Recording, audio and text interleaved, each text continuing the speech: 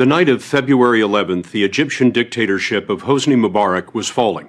More than 100,000 people filled Cairo's Tahrir Square in wild celebration. Among those in the crowd was our 60 Minutes colleague, correspondent Lara Logan.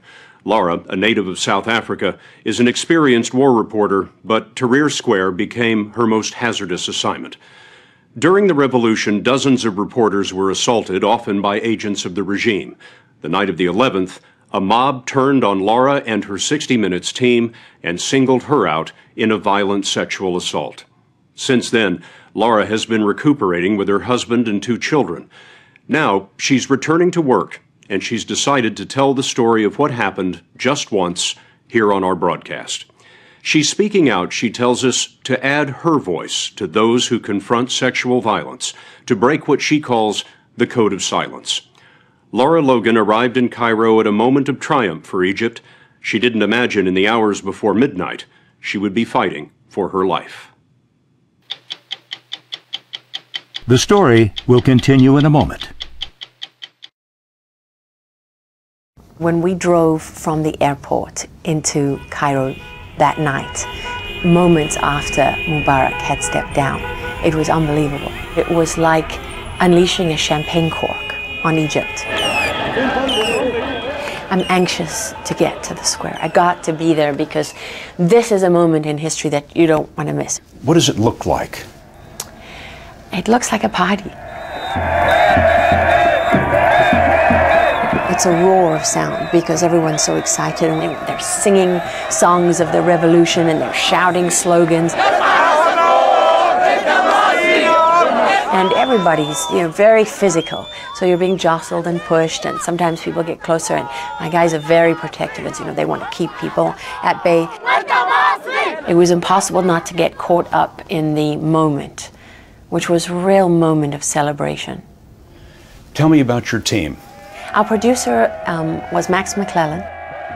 My cameraman was Richard Butler. Baha works for us. We had a local fixer, Baha, whose job was to bridge the divide for us as foreigners. We had 2 Egyptian drivers with us who were purely there to act as security and bodyguards. And then we had a security person, Ray, who's done security all over the world. This is what these people have been waiting for. They came here day after day. This is about freedom. She reported without a hint of trouble for more than an hour. And what happened then? Our camera battery went down. And we had to stop for a moment, and suddenly Baha looks at me and says, "We've got to get out of here." Baha is not happy here. He's Egyptian, he speaks Arabic, and he can hear what the crowd is saying. Yes. He understands what no one else in the crew understands. That's right. I was told later that they were saying, "Let's take her pants off." And it's like suddenly, before I even know what's happening, I feel hands grabbing my breasts, grabbing my crotch, grabbing me from behind. I mean, it's not, one person and then it stops. It's like one person and another person and another person. And I know Ray is right there and he's grabbing at me and screaming, "Lara, hold on to me, hold on to me." As she was pulled into the frenzy, the camera recorded her shout. Stop! And I'm screaming, thinking, if I scream, if they know, they're going to stop.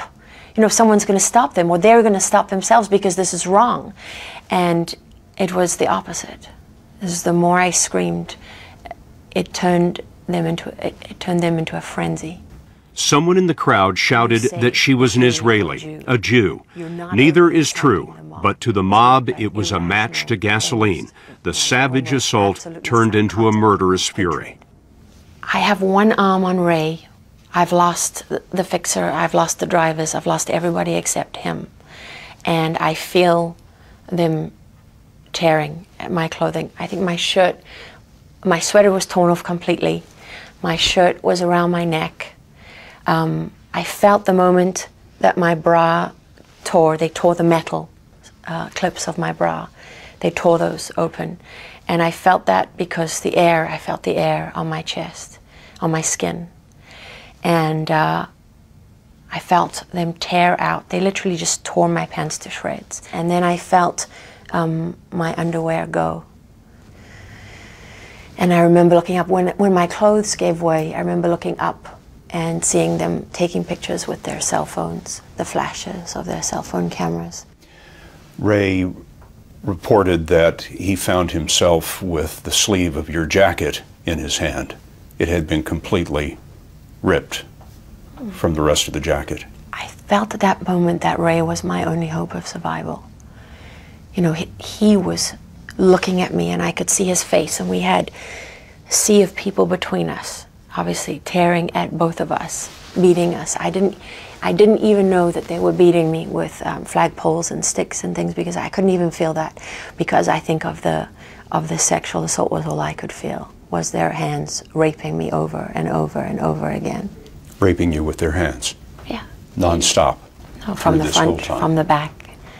And I didn't know if I could hold on to Ray. I'm holding on to him. I didn't want to let go of him. I thought I was going to die if I lost hold of him. But in that moment, Ray, a former Special Forces soldier, was torn away. When I lost Ray, I thought that was the end. It was like all the adrenaline left my body. Because I knew in his face, when he lost me, he thought I was going to die. They were tearing my body in every direction at this point, tearing my muscles. And they were trying to tear off chunks of my scalp. They had my head in different directions. Pulling at your hair? Oh yeah, and not trying to pull out my hair, holding big wads of it, literally trying to tear my scalp off my skull. And I thought, when I thought I'm going to die here, and my next thought was, I can't believe I just let them kill me. That was as much fight as I had, that I just gave in, and I gave up on my children so easily. How could you do that? Your daughter and your son are 1 and 2 years old. I had to fight for them, and that's when I said, okay, it's about staying alive now. I have to just surrender to the sexual assault. What more can they do now? They're inside you, everywhere. So the only thing left to fight for, was my life. It was a fight she endured about 25 minutes. There was no doubt in my mind that I was in the process of dying. I thought, not only am I going to die here, but it's going to be just a torturous death that's going to go on forever and ever and ever. Laura was dragged along by the mob until they were stopped by a fence. At that spot, a group of Egyptian women were camped out. And I almost fell into the lap of this woman on the ground who was head to toe in black. Just her eyes, I remember. Just her eyes, I could see. Wearing a chador. Yes. And she put her arms around me. And oh my God, I can't tell you what that moment was like for me. I wasn't safe yet, because the mob was still trying to get at me. But now it wasn't just about me anymore. It was about their women. And that was what saved me, I think.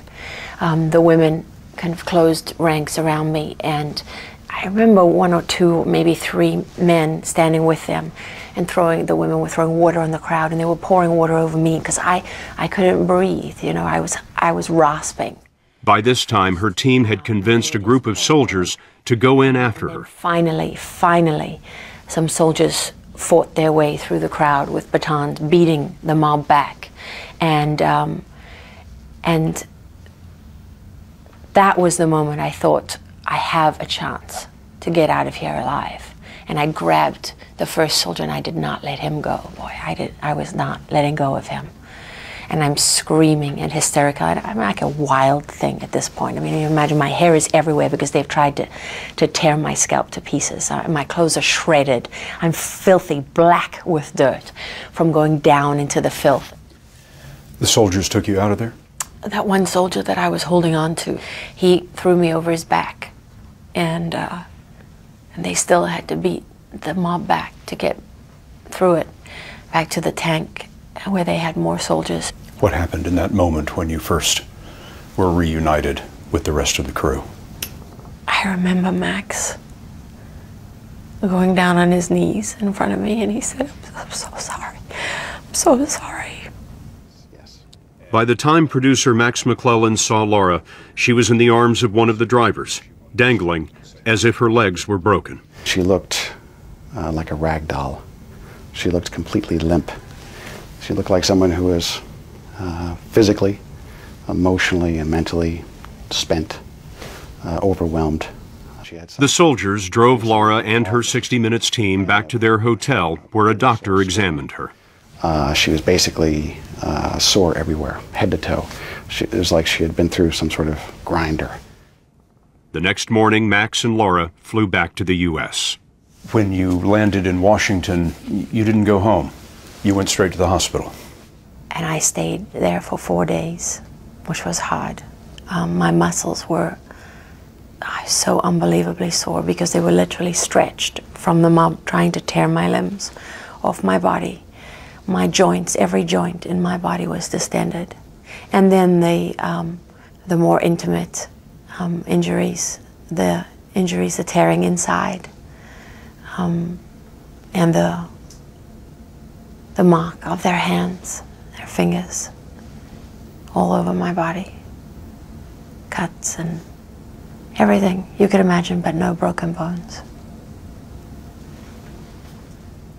Tell me about that moment when you saw your children again. I felt like I'd been given a second chance that I didn't deserve. And because I did that to them, I came so close to leaving them, to abandoning them. Do you feel like you're healing now? Oh, definitely. I'm so much stronger. That night, her attackers faded away into the crowd. It's not likely anyone involved will be brought to justice. We may never know with certainty whether the regime was targeting a reporter or whether it was simply and savagely a criminal mob. It is true that in Egypt in particular, sexual harassment and violence are common. I had no idea how endemic, that it is so rife, so widespread, that so many Egyptian men admit to sexually harassing women and think it's completely acceptable, in fact blame the women for it. Why are you telling this story now? One thing that I'm extremely proud of, that I didn't intend, is when my female colleagues stood up and said that I'd broken the silence on what all of us have experienced but never talk about. What did they mean by that? That women never complain about incidents of sexual violence because you don't want someone to say, well, women shouldn't be out there. But I think there are a lot of women who experience these kind of things as journalists, and they don't want it to stop them from doing their job because they do it for the same reasons as me. They're committed to what they do. They're not adrenaline junkies. You know, they're not glory hounds. They do it because they believe in being journalists. Go to 60minutesovertime.com to hear from Lara Logan how strangers, students, and the president have shown their support. Sponsored by Lyrica.